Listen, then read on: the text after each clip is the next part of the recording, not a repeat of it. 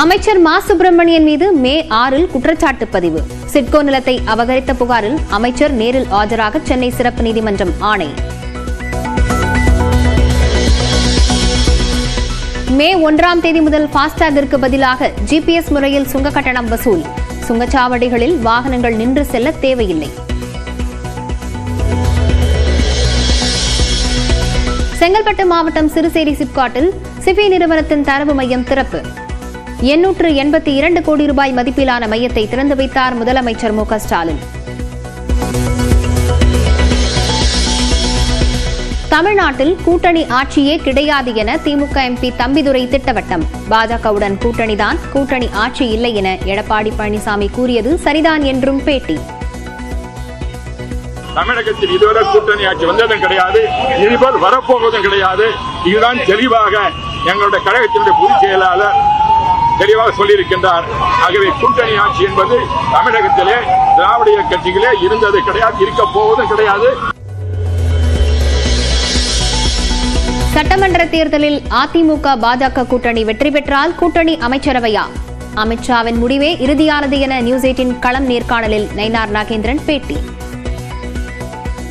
எங்களுடைய இலக்கு ஆட்சி அமைக்கணும், திமுக ஆட்சியை அப்புறப்படுத்தணும். இப்போ அந்த இடத்துல என்ன கேள்வி வருதுன்னா, ஆட்சி அமைக்கிறதுங்கிறது என்ன? கூட்டணி ஆட்சியா அல்லது பாஜக அதிமுக கூட்டணி அப்படிங்கிறதோட மட்டும் நிற்குதா? அதை எப்படி புரிஞ்சுக்கணும்? முதலமைச்சர் மு க ஸ்டாலின் தலைமையில் இன்று மாலை அமைச்சரவை கூட்டம். பட்ஜெட்டில் அறிவிக்கப்பட்ட புதிய திட்டங்களுக்கு ஒப்புதல் வழங்கப்பட வாய்ப்பு. ஒரே நாளில் சவரனுக்கு 840 ரூபாய் உயர்ந்த தங்கத்தின் விலை. 71,360 ரூபாய் என்ற புதிய உச்சத்தில் விற்பனை. கோவையில் நெடுஞ்சாலையில் அதிவேகமாக டூவீலரில் சென்று சாகச ரீல்ஸ். 3 இளைஞர்களின் இருசக்கர வாகனங்கள் பறிமுதல். விரைவில் உயருகிறது சிமெண்ட் விலை. தேவை அதிகமாக இருப்பதால் விலை உயர வாய்ப்பு. திருவாரூர், தஞ்சாவூர், புதுக்கோட்டை, நாகை மாவட்டங்களில் பகல் 1 மணி வரை மிதமான மழை பெய்யும்.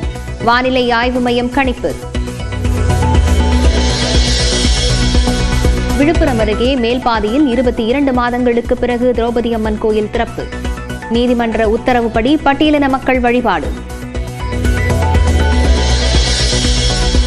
தென்காசி மாவட்டம் கீழப்புலியூரில் ரேஷன் கடையில் நின்றவர் தலையை துண்டித்து கொல்லப்பட்ட வழக்கு. 4 பேரை கைது செய்து காவலர்கள் விசாரணை. திருப்பத்தூர் மாவட்டம் நாற்றம்பள்ளி அருகே மாணவர்களை வைத்து பள்ளி வளாகத்தை தூய்மை செய்ய வைத்த விவகாரம். நியூஸ் 18 செய்தி எதிரொலியாக தலைமை ஆசிரியர் பணியிடை நீக்கம். கோடியக்கரை அருகே மீன்பிடித்துக் கொண்டிருந்த தமிழக மீனவர்கள் மீது இலங்கை கடற்கொள்ளையர்கள் தாக்குதல். காயமடைந்த 4 மீனவர்களுக்கு வேதாரண்யம் மருத்துவமனையில் சிகிச்சை.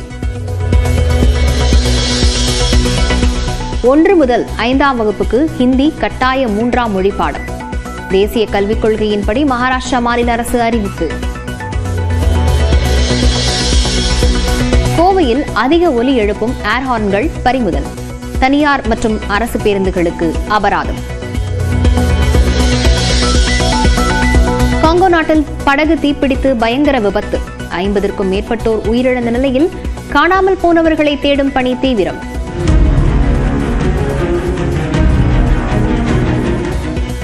சென்னையில் மாற்றுத்திறனாளிகளுக்காக பிரத்யேக அருங்காட்சியகம் ஒன்று பலரின் கவனத்தை ஈர்த்து வருகிறது. மாநில அரசு முன்னெடுத்துள்ள இந்த அருங்காட்சியகத்தின் சிறப்பம்சங்கள் என்ன என்பதை இந்த தொகுப்பில் தெரிந்து கொள்ளலாம்.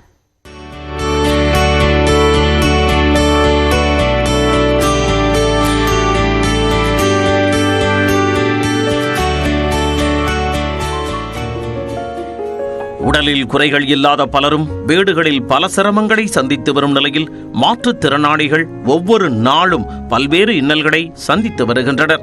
அவர்களுக்கு உதவும் வகையில் பல முன்னெடுப்புகளை மாநில அரசு செய்து வருகிறது. முன்னேற்றத்திற்கு உடலில் உள்ள குறைகள் தடையல்ல என்பதை நிரூபிக்கும் வகையில் வாழ்ந்து வரும் மாற்றுத்திறனாளிகளுக்காக அவர்களின் நலத்துறை சார்பில் தொடங்கப்பட்டுள்ளது அனைத்து சாத்தியம் என்ற அருங்காட்சியகம். இந்த அருங்காட்சியகம் சென்னை மெரினா கடற்கரைக்கு நேர் எதிர்புறம் அமைந்துள்ள மாற்றுத்திறனாளிகள் ஆணையரக அலுவலகத்தில் அமைந்துள்ளது. இந்த அருங்காட்சியகம் செவ்வாய்க்கிழமை தவிர்த்து மற்ற அனைத்து நாட்களும் காலை 11 மணி முதல் இரவு 8 மணி வரை இயங்கும். மாநில அரசால் 2022ஆம் ஆண்டு தொடங்கப்பட்ட இந்த அருங்காட்சியகத்தில் ஒரு மாற்றுத்திறனாளி தங்கள் வீடுகளில் எந்த தடையும் இல்லாமல் சக்கர நாற்காலியில் உலாவர முடியும் என்ற வகையில் பொருட்கள் அமைக்கப்பட்டுள்ளன.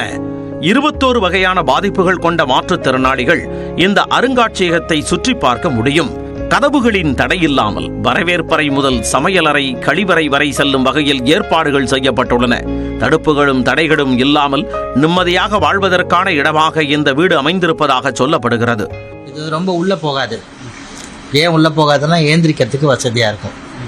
வயதானவங்களுக்கும் எங்களை மாதிரி ஆட்களில் உட்கார வச்சு டபுள் வெயிட் போட்டு தூக்காமல் ஈஸியாக தூக்கலாம்.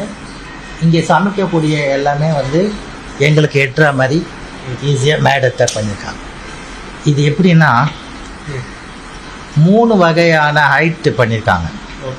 சமையல் கட்டு இதுக்கு ஒரு ஹைட்டு, டைனிங் டேபிளுக்கு ஒரு ஹைட்டு, வெஜிடபிள் கட்டருக்கு ஒரு ஹைட். மாற்றுத்திறனாளிகள் யாரின் உதவியும் இன்றி சக்கர நாற்காலியில் அமர்ந்து தாங்களாகவே புத்தகங்கள் படிப்பது, வீட்டிற்குள்ளேயே விளையாடும் விளையாட்டுகளை விளையாடுவது, டிஜிட்டல் சாதனங்களை பயன்படுத்துவது உள்ளிட்ட வசதிகள் செய்யப்பட்டுள்ளன. டிஃப்ரெண்ட் கலர்ஸா மட்டும் இல்ல, பட் டிஃப்ரெண்ட் ஷேப்ஸாவும் இருக்கு. ஸோ பார்க்க முடியாதவங்களாலையும் இந்த கேமை ஈஸியா ஆக்சஸ் பண்ண முடியும். ஸோ இந்த டைஸை பார்த்தீங்கன்னா இது லைக் ப்ரெஸ், ரோல் அண்ட் ரிலீஸுங்கிற மாதிரி. ஸோ அவங்க எல்லாமே டச் பண்ணிக்கலாம்.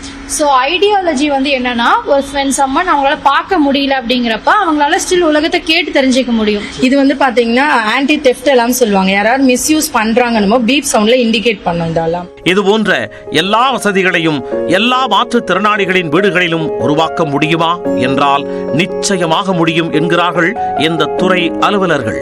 சின்னஞ்சிறிய வீடாக இருந்தாலும் இருக்கக்கூடிய இடத்தில் மாற்றுத்திறனாளிகள் எதிர்கொள்ளும் சின்னஞ்சிறிய தடைகளை நீக்கிவிட்டால் அவர்களும் நம்மை போல் நகர்வலம் வர முடியும் என்பதற்கு இந்த வீடு ஒரு சாட்சி.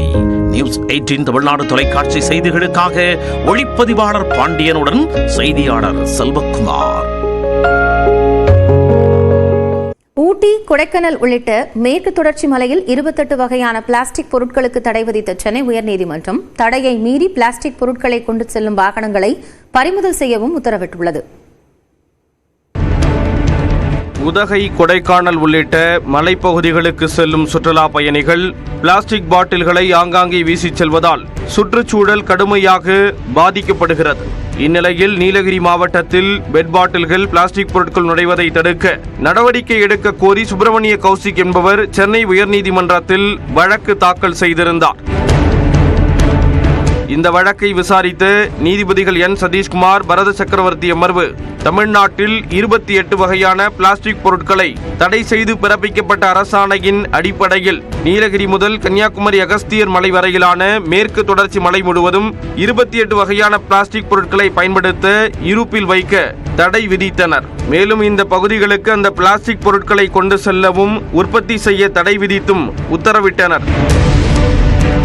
மேலும் நீலகிரி மற்றும் கொடைக்கானல் பகுதிகளுக்கு தடை செய்யப்பட்ட பிளாஸ்டிக் பொருட்களை கொண்டு செல்லக்கூடாது என மோட்டார் வாகன சட்டத்தில் நிபந்தனையை சேர்த்து அறிவிப்பு வெளியிட தமிழ்நாடு அரசுக்கு உத்தரவிட்டுள்ளனர். மேலும் தடை செய்யப்பட்ட பிளாஸ்டிக் பொருட்களை கொண்டு செல்லும் வாகனங்களை பறிமுதல் செய்து வழக்கு தொடர உத்தரவிட்டனர். ஊட்டி, கொடைக்கானல் போன்ற மலைவாச ஸ்தலங்களில் உள்ள கடை உரிமையாளர்கள் பிளாஸ்டிக் பைகளில் அடைத்து விற்பனைக்கு வரும் பிஸ்கட் போன்ற உணவுப் பொருட்களை பிரித்து இலை, காகிதம் போன்ற மக்கும் தன்மையுடைய பொருட்களில் பொதிந்து நுகர்வோருக்கு வழங்க வேண்டும் என்றும் அறிவுறுத்தி உள்ளனர். உணவுப் பொருட்கள் எடுத்து வரப்படும் பிளாஸ்டிக் பைகளை வனப்பகுதியில் போடாமல் மீண்டும் உணவுப் பொருட்கள் உற்பத்தியாளர்களிடமே திரும்ப ஒப்படைக்க வேண்டும் என்றும் உத்தரவிட்டுள்ளனர். மீண்டும் மஞ்சள் பை திட்டத்தின் விரிவாக்கமாக சுற்றுலா பயணிகளுக்கு தேவையான குடிநீர் பாட்டில்கள், பைகள் உள்ளிட்ட அன்றாடம் தேவைப்படும் பொருட்கள் அடங்கிய சுற்றுலா பைகளை வாடகைக்கு விடும் திட்டத்தை அமல்படுத்தலாம் என யோசனை தெரிவித்த உயர்நீதிமன்றம் பொது இடங்களில் குப்பைகள் சேர்வதை தடுக்க வியாபாரிகளுக்கு விழிப்புணர்வை ஏற்படுத்த வேண்டும் என்றும் அறிவுறுத்தியுள்ளனர். இந்த உத்தரவுகளை அமல்படுத்தியது குறித்து அறிக்கை தாக்கல் செய்ய உத்தரவிட்ட நீதிபதிகள் வழக்கின் விசாரணையை ஜூன் 6ஆம் தேதிக்கு தள்ளி வைத்தனர்.